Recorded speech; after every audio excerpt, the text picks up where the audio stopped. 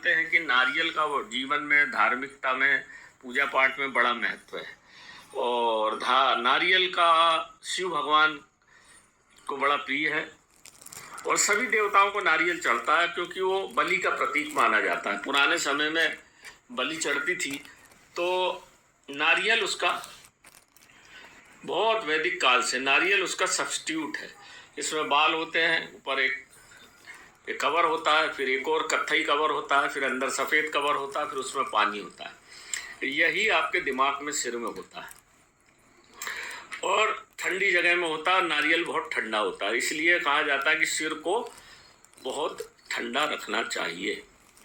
और आपके ब्रेन में भी लिक्विड ही भरा, लिक्विड के अंदर आपका ब्रेन, जिनने जूलॉजी पढ़ी होगी वो जानते होंगे अच्छे से, और डॉक्टरी जिनने पढ़ी होगी कि ब्रेन पानी के अंदर सेरिबल करके एक, मैं भूल गया उसका नाम, एक लिक्विड होता है, उसमें ब्रेन तैरता रहता है ना। तो पानी भरा रहता है, इसमें भी ये सिर में पानी भरा रहता है। इसलिए नारियल को भगवान के चरणों में माथे से लगा के बूझ की तरफ से अर्पण करना चाहिए। लोगों को नारियल चढ़ाते ही नहीं आता, अब क्या बताऊँ आपको। नारियल को सीधा रख देते हैं कलश पे, नहीं, आड़ा रखना चाहिए। उसका बूझ तरफ का मुंह उत्तर तरफ रखना चाहिए। जो जिस कलश में नारियल सीधा रखा जाएगा उस कलश में खानदान को नुकसान पहुंचना शुरू हो जाता है। मैं अधिकांशतः पंडित लोगों को टोकता हूँ, तो नारियल को सीधा रख देंगे, बूझ ऊपर और कलश के ऊपर सीधा खड़ा। माता जी के दरबार तक में नारियल सीधा रखा जाता है, वो उल्टा है, गलत है। वो उत्तर की तरफ नारियल का बूझ होना चाहिए और दक्षिण की तरफ उसका मुख होना चाहिए, आँख वाला भाग। तो ये अपन आ जाए वापस एकाक्षी नारियल पे। इसमें एक आँख होती है, हर नारियल में 3 आँख होती, दोनों तरफ और एक मध्य में, भगवान शिव के जैसी होती। पर ये एकाक्षी नारियल भगवान शिव का प्रतीक माना जाता है। इसमें बहुत तेज होता है और ये जहाँ होगा उस घर में भगवान शिव की तीसरी आँख सदैव खुली रहती है, तीसरी आँख का आशीर्वाद मिलता है। चूँकि ये ढकी रहती है इसलिए इसका दुष्परिणाम नहीं होता और शिव की कृपा हमेशा बनी रहती है। इसलिए बड़े बड़े तंत्र मंत्र के जो ज्ञाता हैं, खास करके नाथ संप्रदाय के, वो एकाक्षी नारियल की माला भी पहनते हैं, है ना। वो नरमुंडों की जगह भगवान शिव को और काल भैरव को, अष्ट भैरव को, और जब हम अष्ट भैरव कड़ा को सिद्धि करते हैं तब 108 ये नारियल लगते हैं, वहाँ उनका हवन होता है। कई लोग एकाक्षी नारियल का, बड़े तांत्रिक, जो छोटे मोटे ये तांत्रिक की बात नहीं करता, जो अच्छे तांत्रिक होते हैं, अच्छे जानकार होते हैं, जब कोई काला जादू नहीं कटता तो इस तरह के नारियल बुला के एकाक्षी नारियल का हवन होता है, माथे से छुला के, उसका अलग मंत्र है, उससे हवन होता है तो फिर वो काला जादू कटता है। भगवान का भैरव स्वरूप या भगवान का भैरवी स्वरूप होता है ना, जब वो भैरव स्वरूप मान के इसका बलि देते हैं, स्वरूप मान के इसका बलि देते हैं।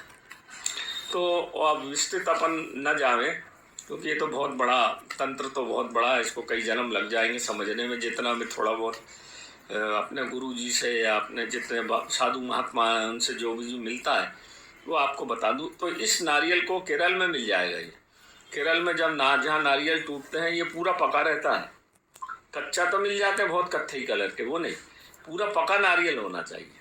तो ये इस तरह के, इसको कई लोग लघु नारियल भी बोलते हैं, लघु नारियल भी बोलते हैं, एकाक्षी नारियल या लघु नारियल बोलते हैं। तो इसकी बड़ी महिमा है मित्रों, बड़ी, इसका बड़ा अर्थ है। अपने पूजा स्थान पे इसको जरूर रखना चाहिए नारियल को सदैव।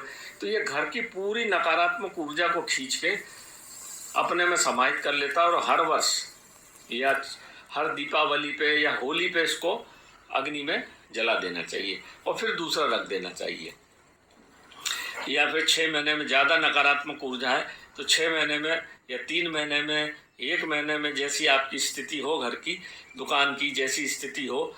अब मैंने देखा है कि कई बार जो नारियल घर में 3-3 साल रखे रहते हैं कलश पे, नहीं, साल के अंदर उस नारियल को बहते पानी में सिरा देना चाहिए ताकि वो नकारात्मक ऊर्जा खींच के इसलिए तो अपने साथ ले जाए। इसलिए माँ नर्मदा में नारियल को सिराने का प्रभाव है।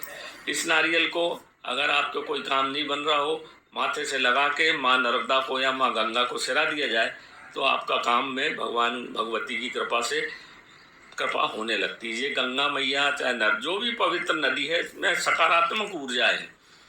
प्रकृति में ही भगवान है और कहीं दूसरा भगवान नहीं है। आप ढूंढते रहोगे भगवान को तो भगवान कहीं आपको मिलेंगे नहीं, निराकार हैं वो। तो वो सब जगह व्याप्त है, खास करके वृक्षों में, नदियों में, पहाड़ों में। इसलिए हमारे सब मंदिर तो नदियों की, वृक्षों की हमारे सनातन में पूजा होती है। उसका मुख्य कारण यही है कि हमने हर जगह भगवान के दर्शन पाए हैं। हमने जो पत्थर की मूर्ति रखी रहती है ना, लोग बोलते हैं मूर्ति, पत्थर की मूर्ति की क्यों पूजा करते हो। हमने उस पत्थर में भगवान का स्वरूप देखा।